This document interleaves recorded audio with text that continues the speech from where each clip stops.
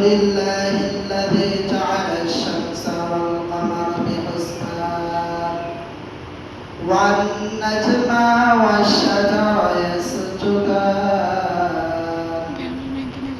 وفضل زمانا على زمان كما فضل مكانا على مكان وإنسانا على إنسان ونشهد أن لا إله إلا الله وحده لا شريك له ونشهد أن محمدا عبده ورسوله أرسله بالحق بشيرا ونذيرا وداعيا إلى الله بإذنه وسراجا منيرا أما بعد فأعوذ بالله من الشيطان الرجيم بسم الله الرحمن الرحيم آمنوا كما آمن الناس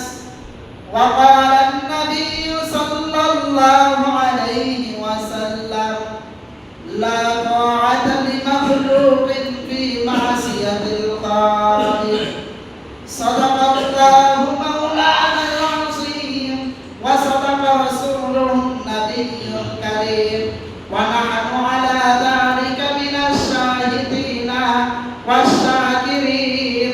والحمد لله رب العالمين شكر صلاة محبة الشيطان الرجيم اللهم صل على محمد وعلى آل محمد كما صليت على إبراهيم وعلى آل إبراهيم إنك حميد مجيد اللهم بارك على محمد وعلى آل محمد كما باركت على إبراهيم وعلى آل إبراهيم إنك حميد مجيد بلغ العلا بكماله كشف الدجى بجماله حسنت جميع خصاله صلوا عليه وآله لا إله إلا الله إلا الله لا إله إلا الله لا إله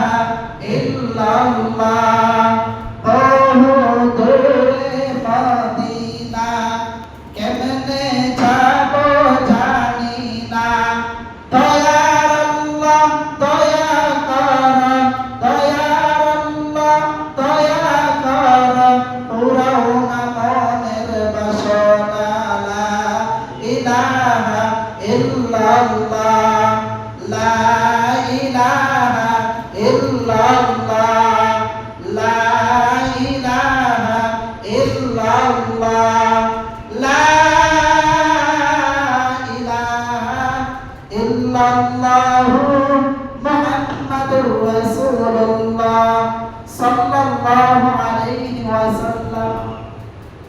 আলহামদুলিল্লাহ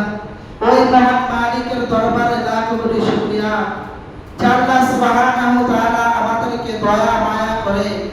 দুনিয়ার যায় জামানা কাছ থেকে পারে করে আল্লাহর ঘরে মসজিদে আসবার বসবার আমাকে কিছু কথা বলবার আপনাদেরকে শুনবার দান করেছে এই জন্য দিল থেকে শুকরিয়া আদায় করি বলে আলহামদুলিল্লাহ। আমি আপনাদের সামনে 1 নাম্বার পারা 2 নাম্বার পৃষ্ঠা থেকে ছোট্ট একটা আয়াত কারিমা তেলাওয়াত করেছি। আল্লাহ রাসূল সাল্লাল্লাহু আলাইহি ওয়াসাল্লামের অসংখ্য হাদিস থেকে একটা হাদিস করেছি। আল্লাহ যদি চায় এই আয়াতের উপর অল্প সময় কথা বলবো